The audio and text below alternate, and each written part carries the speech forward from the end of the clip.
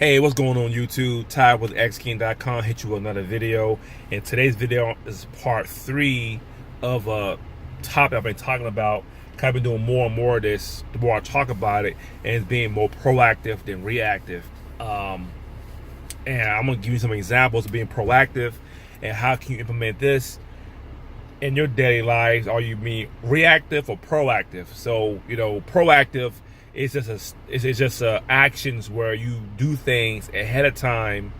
So, like you prepare yourself for the future, not 10, 20 years from now. That's a part of it too, but the week, the tomorrow, the next day, the weekend, next week, next month. Are you ready for this? Are you set for that? And I'm gonna give you some examples of being proactive versus being reactive. Because reactive is just something happens and you just panic and you trying to fix it right then and there. Whether you had a plan in place or work on the plan or have that back in mind this could happen, you'd be better off. You'd be easier. So let me share another way of being proactive. So let's do reactive first. Reactive is, weekend comes and you had nothing to do. When weekend comes, you had nothing to do. And I feel like you should always have something to do. And you don't know what to do. And then, you think about something to do or clean up or cook, whatever, then something pops up. So what you could do is, that's one way. Another way is, not saving money. Another way is not prepared for your days off. You're not prepared. What are you going to do after you get off work? You're not prepared for Friday night, Saturday night, and Sunday night. Even if you plan on going out Friday night, planning on out Saturday night, what are you going to do in between that time before you go out? Are you going to get things done?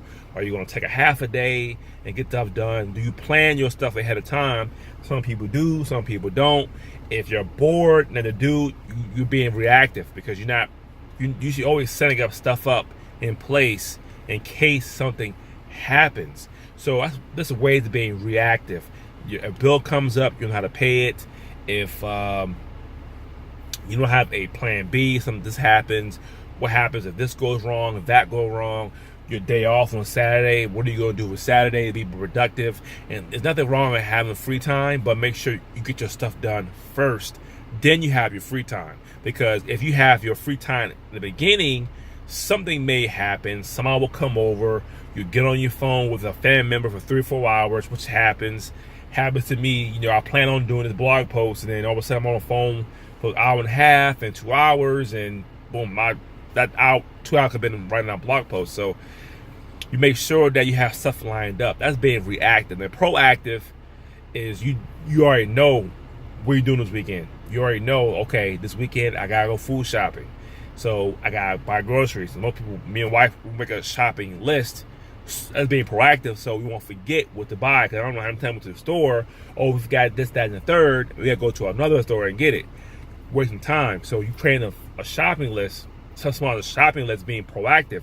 During the week, when something runs out, we'll write it down, and that we have it ready for us.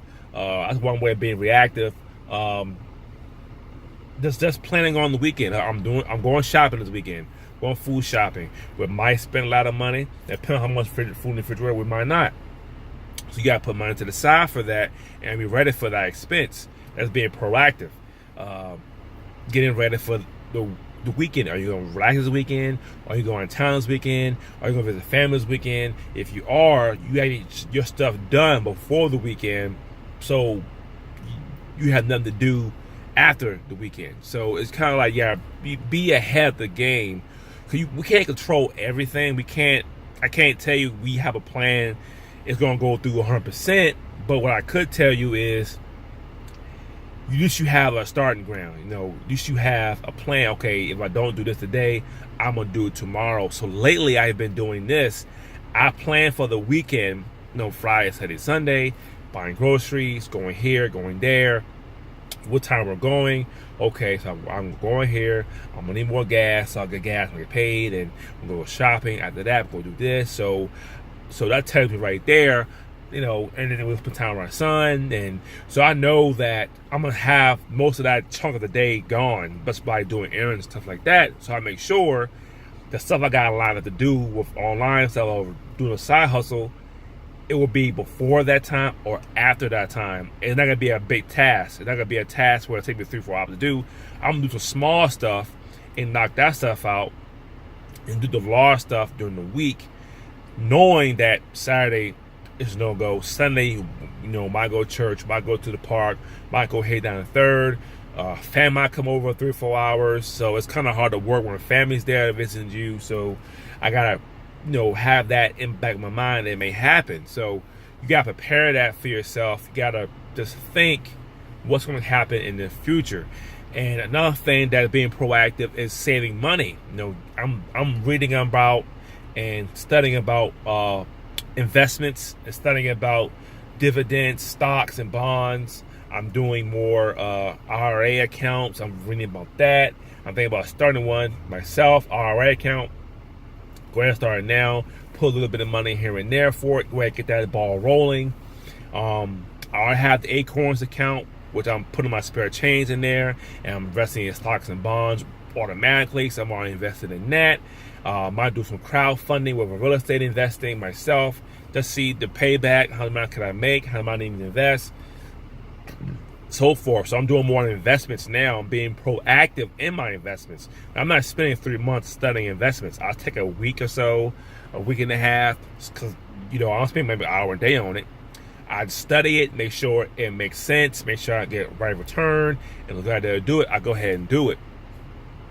So that's being proactive. You're studying on something that you want to get into, an investment. That costs money. So I'm doing IRAs. I'm doing a lot of stocks and bonds. Doing a lot of investments opportunities as well. I'm being more proficient in cashback rewards. I'm doing videos on cashback apps that can give you cash back when you buy something, and being more proactive in studying it. What stores? I have 4 or 5 different apps. I'm trying to see which store links with all of them, or 4 or 3 of them together. So I go to that certain store, say like Denny's, I have 3 apps that all 3 give me cash back.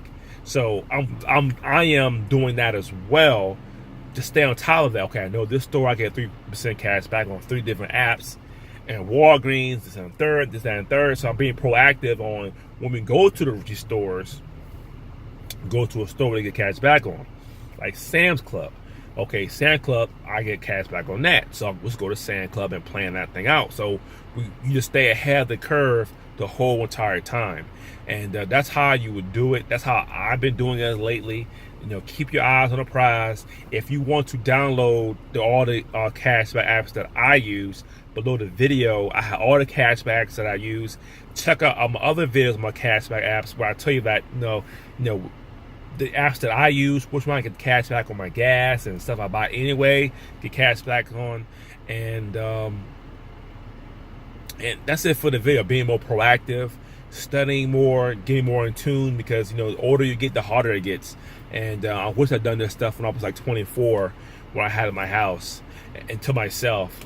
And I had, I could have come and go as I please. I could have started my online business when I was younger, because 10 years later, 8 years later, what I would have been if I started an IRA account when I was 24, how much would I have it 8 years later? That's a lot of money. So if I'm starting now at 32, 10 years before 42, have some good chunk of change, and I'm still only 42. So I'm starting IRA account, can't get it out now, and get be proactive on that. So another way of being proactive really quickly is your bills. Check out the months, how many times you get paid a month, what bills coming up a month. Save up this much money, invest this much money. Calculate how much money you're making your investments. You're doing some IRA accounts, saving accounts, and you're doing some dividends and payments. Okay, how much am I gonna get in the next 6 months? How can I get $3,000 in my account by next year? Do the math and work on that math. Being proactive at doing that. So thanks for watching my video. Being proactive and reactive. Hope you enjoyed the video. All the links to the cashback apps are below the video as well. And if you want to start an online business or do affiliate marketing, I have free training. Don't cost nothing but a name and email address, and they'll email you every day a new course every day. Step 1, step 2, step 3, and it'll show you how to make money online for free. TylerFidelsKing.com. Thanks for watching.